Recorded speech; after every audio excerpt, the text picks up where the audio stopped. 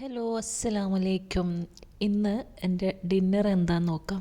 ഞാനിപ്പോൾ ഇന്ന് ഉണ്ടാക്കുന്നത് നല്ല അടിപൊളി ചിക്കൻ മപ്പാസും പിന്നെ നമ്മളെ സ്വന്തം അരി റൊട്ടിയാണ്. അപ്പോൾ അത് എന്താ പറയുക, ഞാൻ മുമ്പ് അരി റൊട്ടിൻ്റെ വീഡിയോയിൽ അപ്ലോഡ് ആക്കിയിട്ടുണ്ടായിന്. അപ്പോൾ ഇന്ന് മപ്പാസിനെ ഞാൻ ഇതേനും ഉണ്ടാക്കി. അപ്പോൾ അതൊന്ന് ജസ്റ്റ് നിങ്ങളായിട്ടൊന്ന് ഷെയർ ചെയ്യാമെന്ന് വിചാരിച്ചു. അപ്പോൾ ആദ്യം നമുക്ക് മപ്പാസ് എങ്ങനെ ഉണ്ടാക്കുന്നതെന്ന് നോക്കാം. അപ്പോൾ അതിന് വേണ്ടിയിട്ട് ഞാനിതാ ചിക്കനെല്ലാം ക്ലീൻ ചെയ്ത് വെച്ചിട്ടുണ്ട്. ഇനി അതിലോട്ട് കുറച്ച് ചെറുനാരങ്ങ നീരും കുറച്ച് ഉപ്പും പിന്നെ ഒരു 1/2 ടീസ്പൂൺ മഞ്ഞൾപ്പൊടിയും കൂടി ഇട്ടിട്ട് നല്ലോണം ഒന്ന് കൈകൊണ്ടൊന്ന് മിക്സ് ചെയ്തിട്ട് വെക്കുക. വേറെ ഒന്നും ഇടേണ്ടയില്ല, ഇത് മാത്രം മതി. നല്ലോണം ഒന്നൊരു എന്താ പറയുക ഒന്ന് മിക്സ് ചെയ്തിട്ട് ഒന്ന് തിരുമ്മി ഒരു 10-15 മിനിറ്റ് അവിടെ മാറ്റി വെക്കാം. പിന്നെ ഒരു ചെറിയ ഗ്രൈൻഡറിൽ അല്ലെങ്കിൽ ഇതുപോലെ ഒരു അമ്മിക്കല്ലോ ഇടിക്കല്ലോ അങ്ങനെ എന്തെങ്കിലും അതിൽ പിന്നെ 2 ഗ്രാമ്പൂ, 2 ഏലക്കായ്, ഒരു കഷ്ണം പട്ട, പിന്നെ ഒരു 1/4 ടീസ്പൂൺ പെരുംജീരകം ഫെന്നൽ സീഡ് അതും കൂടി ഒന്ന് ചതച്ചതിന് ശേഷം 3 പച്ചമുളകും ഒരു കഷ്ണം ഇഞ്ചിയും ഒരു 3-4 അല്ലി വെളുത്തുള്ളി കട്ട് ചെയ്തത് ഇട്ടിട്ട് വീണ്ടും നല്ലോണം ഒന്ന് ചതച്ചെടുക്കുക. ശരിക്കും ഇതിപ്പോൾ ഇങ്ങനെ ചതച്ച് എടുക്കുമ്പം തന്നെ ഒരു നല്ല സ്മെല്ലെല്ലാം വരുന്നുണ്ട്. ഇനി ഇത് കറി ഉണ്ടാക്കാനുള്ളൊരു പാത്രത്തിലോട്ട് വെളിച്ചെണ്ണ ഒഴിക്കുക. ഇനി ഇതിലേക്ക് നമ്മൾ ചതച്ച് വെച്ചിട്ടുള്ളത് ഇട്ട് കൊടുക്കുക. അപ്പോൾ ഇത് ഒരു 1.5-2 ടേബിൾ സ്പൂണിൻ്റെ അടുത്ത് എന്തായാലും ഉണ്ടാവും. എന്നിട്ട് അത് നല്ലോണം ഒന്ന് വെളിച്ചെണ്ണയിലൊന്ന് മൂപ്പിക്കാം.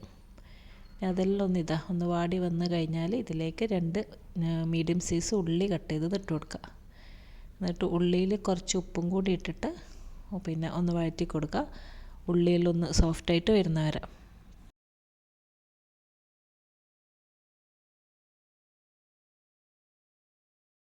ഇനി ഉള്ളിയെല്ലാം ഒന്ന് വാടി വന്നു കഴിഞ്ഞാൽ ഇതിലേക്ക് ഒരു 1/2 ടേബിൾ സ്പൂൺ മല്ലിപ്പൊടിയോ പിന്നെ ഒരു 2 ടേബിൾ സ്പൂൺ കുരുമുളക് പൊടിയാണ് കുറച്ച് കൂടുതൽ ഇടുന്നത്. വേറെ പൊടികളൊന്നും ചേർക്കുന്നില്ല ഇപ്പോൾ.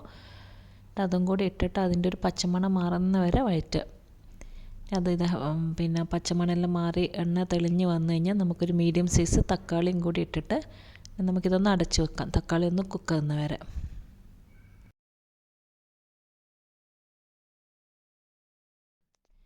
ഇനിയിപ്പോൾ തക്കാളിയെല്ലാം ഒന്ന് വെന്തുടഞ്ഞിട്ടുണ്ട്. ഇനി ഇതിലോട്ട് നമ്മൾ നേരത്തെ മിക്സ് ചെയ്ത് വെച്ചിട്ടുള്ള ചിക്കൻ ഉണ്ടല്ലോ അതും കൂടി ഇട്ടിട്ട് ഈ ചിക്കനും മസാലയെല്ലാം നല്ലോണം ഒന്ന് എന്താ പറയുക പിടിക്കണം ചിക്കനിലോട്ട്. അപ്പോൾ അതിന് വേണ്ടി നല്ലോണം ഒന്ന് ഇളക്കിയെല്ലാം മിക്സ് ചെയ്യുക. ഇനി ഇതിലേക്ക് ഞാനിപ്പോൾ 2ാം പാലുണ്ടല്ലോ തേങ്ങൻ്റെ 2ാം പാലെടുത്തിട്ട് ഒരു 1.5 കപ്പ് അത് ഒഴിച്ച് കൊടുക്കുക. എന്നിട്ട് ഉപ്പെല്ലാം ഉണ്ടോ എന്ന് നോക്കി എന്നിട്ട് നമ്മൾ ഇതിലാണ് ചിക്കൻ വേവിക്കുന്നത്. അപ്പോൾ നമുക്കിത് അടച്ച് വെച്ചിട്ട് ചിക്കൻ അടന്ന് വേവട്ടെ.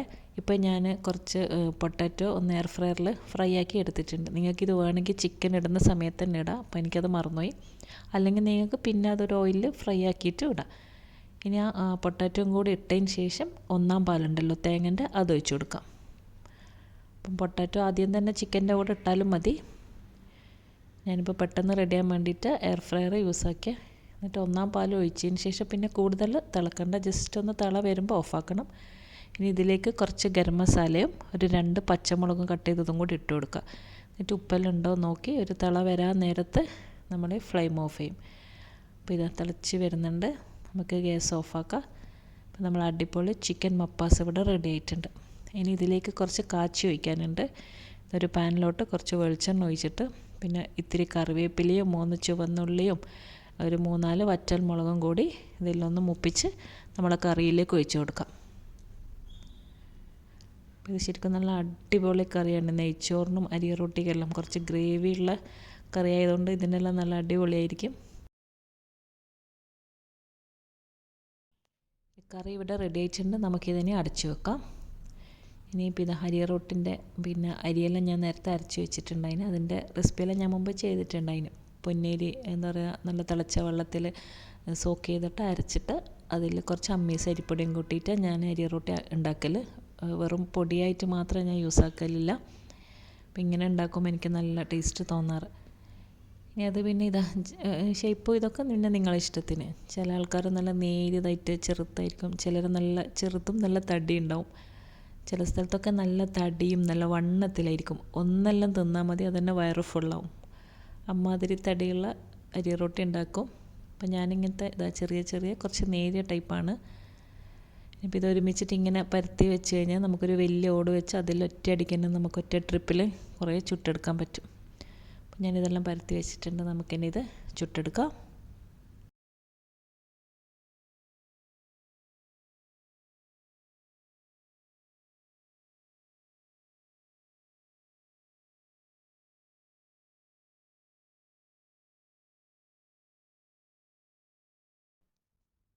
ശരിക്കും ഇതൊരു എന്താ പറയുക, അരി അരച്ചിട്ട് ആ ഒരു കുഴക്കുന്ന പണി മാത്രമേ ഉള്ളൂ കുറച്ച് മടി ഉണ്ടാവുക. പിന്നെ ചുടാനെല്ലാം ഭയങ്കര ഈസി ആയിരിക്കും, കഴിക്കാനും നല്ല ടേസ്റ്റും. പിന്നെ നമ്മളിത് ഡിന്നറിന് ഉണ്ടാക്കി കഴിഞ്ഞാൽ ഇത് തന്നെയായിരിക്കും പിറ്റേന്ന് നമ്മളെ ബ്രേക്ക്ഫാസ്റ്റ്.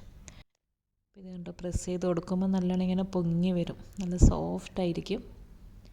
അപ്പോൾ ഇതാ ഞാൻ 2 സൈഡും എല്ലാം നല്ലോണം ചുട്ടെടുത്തിട്ടുണ്ട്. ഇനി നമുക്കിതൊന്ന് എടുക്കാം. ഇനി ഇതേപോലെ തന്നെ നമുക്ക് ബാക്കിയുള്ളതും എല്ലാം റെഡിയാക്കി എടുക്കാം.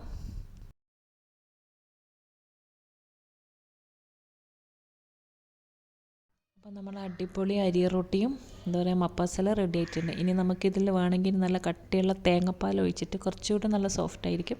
പക്ഷെ ഞാനത് ഒഴിക്കുന്നില്ല, നിങ്ങൾക്ക് വേണമെങ്കിൽ അതും കൂടി ഒഴിച്ചൊന്ന് സോക്ക് ചെയ്തിട്ട് അതും നല്ല രസമായിരിക്കും. അപ്പോൾ നമ്മളെ കറിയും റൊട്ടിയെല്ലാം റെഡി ആയിട്ടുണ്ട്. അപ്പോൾ എല്ലാവരും എന്തായാലും ട്രൈ ചെയ്ത് നോക്കുക. വീഡിയോ എല്ലാവർക്കും ഇഷ്ടപ്പെട്ടല്ലോ. അപ്പോൾ അടുത്ത നല്ലൊരു വീഡിയോ ആയിട്ട് ഇൻഷാ അല്ലാഹ് ഇനിയും കാണാം. അസ്സലാമു അലൈക്കും, ബൈ ബൈ.